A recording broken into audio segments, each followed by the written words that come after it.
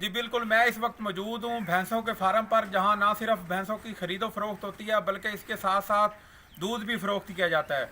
तो मेरे साथ इस फार्म के मालिक मौजूद हैं, आइए उनसे पूछते हैं कि इन भैंसों को कैसे चारा डालते हैं और इनकी खरीदो फरोख्त कैसे करते हैं, दूध को कैसे फरोख्त करते हैं।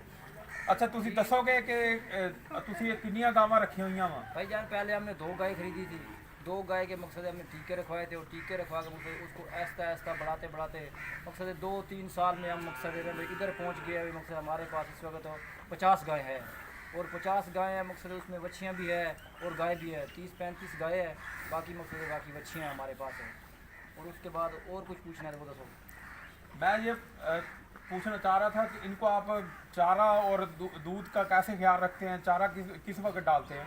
मकसद है सुबह हम 5 बजे चुवाई करते हैं, 4:30-5 बजे चुवाई करते हैं और उसके बाद मकसद हम इस चुवाई पर जो दस्ती हो जाती है 7 बजे तक, 7 बजे हम चारा डाल देते हैं और चारा डालने के बाद मकसद है वो 7 बजे खाकर हम पीछे हवेली उसमें भेज देते हैं। उसमें भेज के उसके बाद फिर हम 12 बजे फिर डालते हैं और 12 बजे फिर इधर से आ जाती हैं मकसद फिर खाने के लिए सफाई सुई करके पानी फेर लेते हैं और फर्श लगे हुए हैं पानी फेर देते हैं। उसके बाद फिर मकसद अभी चारों तो यहाँ पर आपने कितने मुलाजिम रखे हुए हैं, या आप कितने मुलाजिम काम करते हैं जो इनका ख्याल रखते हैं और इनकी सेहत का ख्याल रखते हैं? मकसद है एक मैं आप खुद हूँ और 2 मुलाजिम रखे हुए हैं, बस 3 आदमी हैं।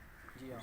और कितनी गाय जो है इनको अद्वियात वगैरह या इनकी सेहत का कैसे ख्याल रखते हैं, गर्मी सर्दी का कैसे ख्याल रखते हैं? मकसद है कि सर्दियों में हम चुकंदर ले आकर सटा लेते हैं मिल में, तो वो सर्दियों में डालते हैं। मकसद उनको सर्दी महसूस नहीं होती है और मकसद है भी वंडा पाते हैं। उसके बाद मुख्तियार वंडा है वो पाते हैं और उसके बाद मुझे जानवर गर्म होता है ना वंडे के साथ, उसको गर्मैश होती है, सर्दी महसूस नहीं होती। तो दूध आप कितना ले रहे हैं इनसे, टोटल कितना दूध आपको मिल जाता है जो आप किन को फरोख्त करते हैं आगे? हम एंग्रो चिल्लर वाले पे फ़रोग करते हैं। मकसद है हम दूध देते हैं, मकसद है 500 लीटर 550 लीटर हो जाता है हमारा दूध। मकसद है हम मकसद 25 गायें चो रही हैं, बाकी हमारे मकसद है 10 गायें हमारी तैयार हैं। जी बिल्कुल, इनका कहना है कि भैंसों के फार्म से ना सिर्फ घर का मांस अच्छे तरीके से चल सकता है बल्कि इसके साथ साथ आप दूध को फरोख्त करके और भैंसों की खरीदो फरोख्त करके भी अपना गुजारा चला सकते हैं।